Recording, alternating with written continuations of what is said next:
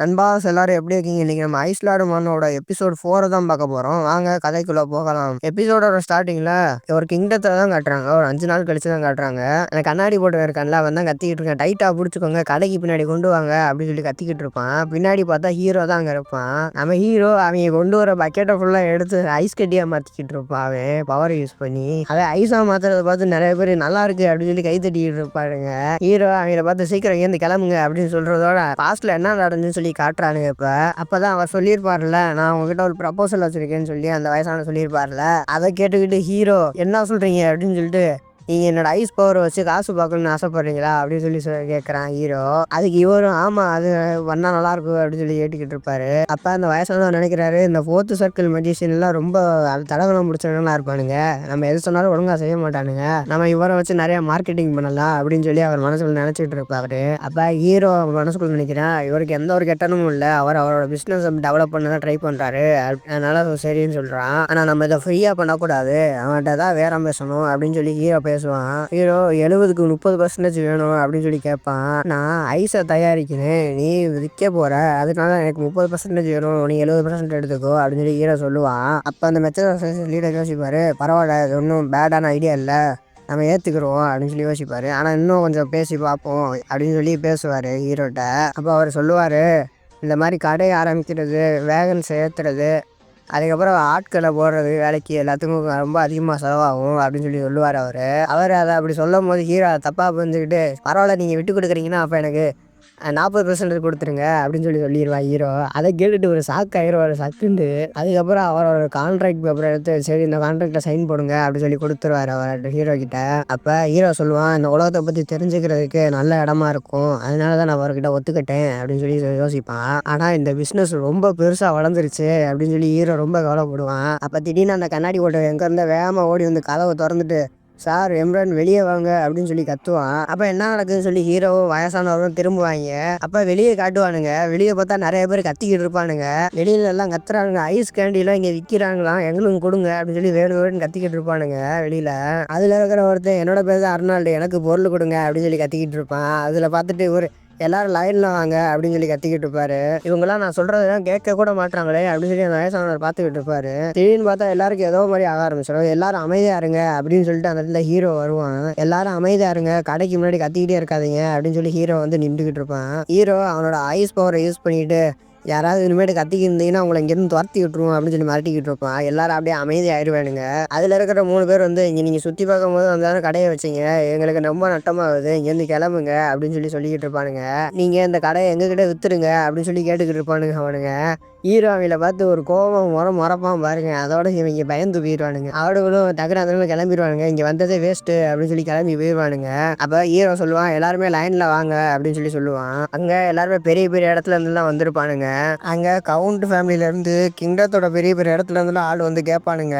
அப்போ அந்த mature association leader நினைப்பாரு, நம்மளால நிறைய காசு இப்போ சம்பாதிக்க முடியும், ஆனால் நம்ம ரொம்ப பெரிய அதிர்ஷ்டத்தாளி, அது யாருக்கு தெரியும் அப்படின்னு சொல்லி மனசில் நினைப்பாரு. இது எல்லாத்துக்குமே இந்த மேஜிக் ஸ்வாட்ஸ்மேன் தான் காரணம் அப்படின்னு சொல்லி ஹீரோவுக்கு மனசுக்குள்ளே தேங்க்ஸ் சொல்லிக்கிறாரு. இவர் மட்டும் இல்லைன்னா எங்களுக்கு இந்த வாய்ப்பே கிடைச்சிருக்காது, இது ஒரு பெரிய ஆப்பர்ச்சுனிட்டி அப்படின்னு சொல்லி நினைப்பாரு அவரு. அப்போ அதுதான் லீடர் சொல்லுவாரு, சார் மேஜிக் ஸ்வாட்ஸ்மேன் நீங்கள் இப்போ ரெஸ்ட் எடுக்கக்கூடாது அப்படின்னு சொல்லி சொல்லுவார். இது வெறும் பிஸ்னஸ் தான், நீங்கள் போய் ரெஸ்ட் எடுங்க, அதுதான் ரொம்ப முக்கியம் அப்படின்னு சொல்லி சொல்லுவார். அப்போ ஹீரோவும் சரி அப்படின்னு சொல்லிட்டு அங்கேருந்து கிளம்பிடுவான் ரெஸ்ட் எடுக்கிறதுக்கு. அப்போ அவர் நினைப்பாரு, என்னை மனுஷனுக்கு மேஜிக் ஸ்வாட்ஸ்மேன், நான் என்னோட மெச்சர் அசோசியேஷன் குரூப்பை பெருசாக வளர்க்குறதுக்காண்டி அந்த மாதிரி பண்ணுறேன் அப்படின்னு சொல்லி மனசுல நினைப்பாரு. அப்போ ஃப்ளாஷ்பேக் காட்டுறானுங்க. அந்த இடத்துல நிறைய பேர் செத்து கிடக்குறானுங்க, நிறைய ரத்தமாக போய்கிட்டு இருக்கு. அதில் ஒருத்தர் கையை பிடிச்சிட்டு உட்காந்துருப்பாரு.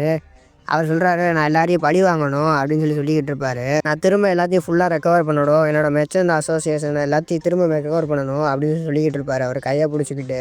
என்னை அந்த மாதிரி பண்ணவே எல்லாரையும் பழி வாங்குறதுக்காண்டி என்னோட மெச்சர் அசோசியேஷனை பயன்படுத்தி அவங்க பழி வாங்க போகிறேன் அப்படின்னு சொல்லி கத்திக்கிட்டு இருப்பார் அவர். நான் அதை பண்ணுற வரைக்கும் என்னைக்குமே கிவ் அப் பண்ண மாட்டேன் அப்படின்னு சொல்லி அங்கே ஒருத்தர் கத்துறதை காட்டுவானுங்க. ப்ளீஸ் கோஆப்ரேட் பண்ணுங்க, அது முடிகிற வரைக்கும் அப்படின்னு சொல்லி அவர் சொல்கிற மாதிரி காட்டுறாங்க ஃப்ளாஷ்பேக்கில். நான் அதில் சக்ஸஸ் ஆகிட்டேன்னா உங்களுக்கு நான் எல்லாத்தையுமே திரும்ப ரீபே பண்ணிடுவேன் அப்படின்னு சொல்லி அவர் சொல்லுவார். ஹீரோ அப்போ தான் போய் பெட்டில் படுத்துட்டு, இன்னைக்கு ரொம்ப டயர்டாக இருக்குது, நல்ல வேலை ரெஸ்ட் எடுக்க வந்துட்டேன் அப்படின்னு சொல்லி யோசிப்பான். பரவாயில்ல, பிஸ்னஸ் நல்லா ஸ்டெடியாக தான் போகுது, நிறைய லாபமும் நமக்கு கிடைக்குது, நான் சீக்கிரமா யானை பத்தின டீட்டெயில்ஸா கண்டுபிடிக்கணும் அப்படின்னு சொல்லி ஹீரோ யோசிச்சுக்கிட்டு இருப்பான் படுத்துட்டு. அப்ப யாரோ கதவு தட்டுற சவுண்டு கேட்கும். ஹீரோ யாருன்னு கேட்பான். நான் செவினா தான் வந்திருக்கேன் அப்படின்னு சொல்லி வெளியில இருந்து சொல்லுவாங்க. உங்களுக்காண்டி ஸ்நாக்ஸ் கொண்டு வந்திருக்கேன், நான் உள்ள வரவா அப்படின்னு சொல்லி கேட்பா. சரி உள்ள வா அப்படின்னு சொல்லி ஹீரோ சொல்லுவான். ஃபைனலி வந்துருச்சு அப்படின்னு சொல்லி சொல்லுவான் ஹீரோ. அவளும் ஒரு ஐஸ்கிரீமை கொண்டு வந்து ஹீரோ கிட்ட வைப்பா. இதான் என்னோட லேட்டஸ்ட் ஃபேவரட் ஸ்நாக்ஸ் அப்படின்னு சொல்லி ஹீரோ சொல்லுவான். இந்த டிஷ்ஷை ஐஸையும் ஃப்ரூட்டையும் மிக்ஸ் பண்ணி ஆக்சிடென்ட்ல இந்த பொண்ணு கண்டுபிடிச்சிட்டா அப்படின்னு சொல்லி ஹீரோ மனசுக்குள்ள நினைச்சு பார்ப்பான். இதை திரும்பியும் கொண்டு வந்து கொடுத்ததுக்கு ரொம்ப தேங்க்ஸ் அப்படின்னு சொல்லி ஹீரோ சொல்லுவான். அவளும் அங்கிருந்து கிளம்பிடுவா. நம்ம ஹீரோ இப்போ சாப்பிட்ற டைம் அப்படின்னு சொல்லி டக்குனு ஒரு ஸ்பூன் எடுத்து வாயில வைப்பான். வாயில வச்சுட்டு ரொம்ப அது நல்லா இருக்கு, ரொம்ப சாஃப்டாகவும் நல்லா இருக்கு அப்படின்னு சொல்லி அதை ரசிச்சுக்கிட்டு இருப்பான். இந்த ஐஸ்கிரீம் மூலியமா ரோட் மேட்சஸ் அசோசியேஷன் நல்லா வளர்ந்து வந்துருச்சுன்னு நான் கேள்விப்பட்டேன் அப்படின்னு சொல்லி ஹீரோ நினைப்பான். ஃபைனலாக நான் கொஞ்சம் புரிஞ்சுக்கிட்டேன் அப்படின்னு சொல்லி ஹீரோ சாப்பிட்டுட்டு இருக்கும்போது என்னாச்சு அதுக்குள்ளே தீர்ந்துருச்சா, எனக்கு இந்த ஒன்னே ஒன்று மட்டும் பத்தாது அப்படின்னு சொல்லி ஹீரோ யோசிச்சுக்கிட்டு இருப்பான். போயிட்டு இன்னொன்று வாங்கணும்னு ஆசையாக தான் இருக்கு, என்னால் வாங்க முடியாது, எல்லாரும் பிஸியாக இருக்காங்க அப்படின்னு சொல்லி ஹீரோ போய்கிட்டு இருப்பான். இந்த பக்கம் அந்த பொண்ணை தான் காட்டுவானுங்க. அவங்க மறுபடியும் இந்த சத்தமா அப்படின்னு சொல்லி பார்த்துக்கிட்டு இருப்பா. எல்லாருமே லைனில் வாங்க ப்ளீஸ், இதை பண்ணாதீங்க அப்படின்னு சொல்லி பின்னாடி இப்போ லைனில் நின்னுங்க அப்படின்னு சொல்லி சொல்லிக்கிட்டு இருப்பாங்க. அப்போ திடீர்னு அங்கே ஒரு வைத்தியக்காரன் வந்து கத்துவான். என்ன எல்லாரும் நோம்படியும் எதிர்த்து பேசுவியா அப்படின்னு சொல்லி கத்திக்கிட்டு இருப்பான் வந்து. அப்போ அந்த இடத்துல ஹீரோ வந்து யாரா நீங்களா அப்படின்னு சொல்றதோட அந்த சாப்டர் முடியுது. இப்போ நெக்ஸ்ட் சாப்டர்ல அவங்களாம் வந்து கத்திக்கிட்டு இருப்பானுங்களே, அந்த நோபல்ஸ் கிட்ட எல்லாம் எதிர்த்து பேசுறியா அப்படின்னு சொல்லி ஒரு 3 பேர் வந்து கத்திக்கிட்டு இருப்பானுங்க. அப்போ எல்லாத்தையும் வந்து சொல்லுவான், ஹே உனக்கு நாங்கள் யாருன்னு தெரியாது போல அப்படின்னு சொல்லி கேட்பான்.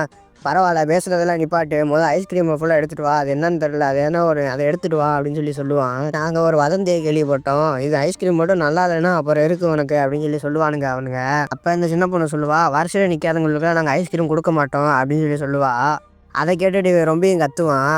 நீங்கள் அண்டர்ஸ்டாண்ட் பண்ணிக்கோங்க அப்படின்னு சொல்லி அவள் சொல்லுவாள் மறுபடியும். அப்போ அந்த இடத்துல ஹீரோ வந்து நின்றுக்கிட்டு இருப்பான். நின்றுட்டு இவனுக்கு சாகிறதுக்கு ஆசையாக இருக்குது போல, இவன் ரொம்ப வாய் பேசுகிறானுங்க அப்படின்னு சொல்லி ஹீரோ யோசிச்சுக்கிட்டு இருப்பான். அப்போ அந்த சின்ன பொண்ணை தான் காட்டுறானுங்க. அவள் சொல்லுவான், நான் உங்களுக்கு சர்வ் பண்ணவே மாட்டேன் ஐஸ்கிரீமு, நீங்கள் என்ன தான் பெரிய நோபல்ஸாக இருந்தாலுமே நான் உங்களுக்கு சர்வ் பண்ண மாட்டேன் அப்படின்னு சொல்லி சொல்லுவா. அப்போ இவன் கத்துவான், நீ என்ன சொல்கிற, ஒரு நோபலே எதிர்த்து பேசுறியா அப்படின்னு சொல்லி கத்திக்கிட்டு இருப்பான். அப்போ அவன் மனசுல நினச்சி பாப்பா, இங்கே ஏதாவது ரொம்ப தப்பாக நடந்தால் மேஜிக் வாட்ச்மேன் என்னை காப்பாற்றிடுவாரு அப்படின்னு சொல்லி மனசுல நினச்சிக்கிட்டு அப்போ அவள் சொல்லுவான், நீங்கள் எங்களை எதிர்த்து பேசுறீங்களா, அப்போ ரொம்ப ஆபத்தான விஷயம் அப்படின்னு சொல்லுவா. அப்போ இவன் சொன்னதை கேட்டுட்டு அவன் நீ இப்படி சொல்றியா அப்படின்னு சொல்லிட்டு அவன் ரொம்ப கோவப்பட்டுட்டு நீ சாக போற அப்படின்னு சொல்லி அவன் கத்தியை எடுத்து அவன் முன்னாடி நீட்டுவான். அவனும் என்னடா பண்ண போறான்னு பார்த்துட்டு இருக்கும்போது நான் அவனை கொல்ல போறேன் அப்படின்னு சொல்லி அவன் சொல்லுவான்.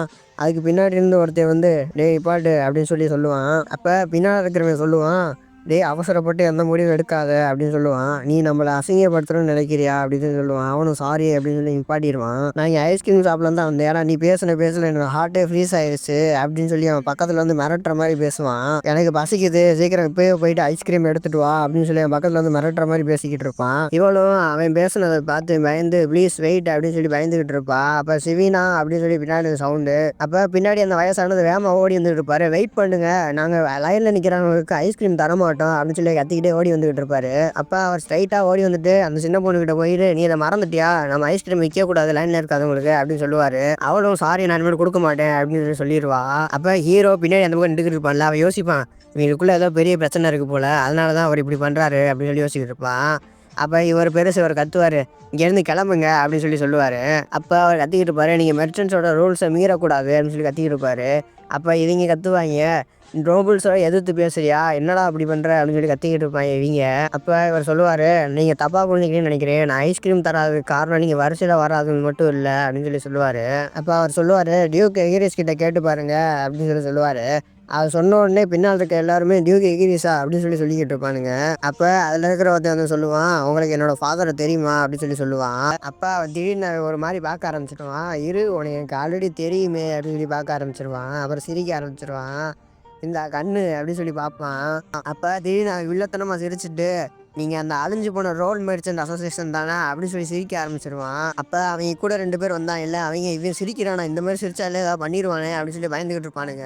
அப்போ இவன் அவனோட ஸ்வாட்டில் கை வச்சுட்டே சொல்லுவான், நீங்கள் லோபலை எதிர்த்து பேசியிருக்கீங்க, நீங்கள் இதுக்கு பே பண்ணி ஆகணும், நீங்கள் சாக போகிறீங்க அப்படின்னு சொல்லி சொல்லி கத்தி எடுத்து நீட்டுவான். இதோட இந்த எபிசோட முடிக்கிறாங்க. இந்த மாதிரி நிறைய மங்கா சீரிஸை பார்க்கணும்னு நினச்சிங்கன்னா மறக்காமல் சேனலை சப்ஸ்கிரைப் பண்ணி பெல் ஐக்கன் ஆல்ல செட் பண்ணிக்கோங்க. அப்போ தான் எனக்கு அடுத்தடுத்த வீடியோஸ் போடுறதுக்கு ஒரு மோட்டிவேஷனாக இருக்கும். நெக்ஸ்ட் வீடியோவில் சந்திக்கும் வரை டாட்டா பாய் பாய்.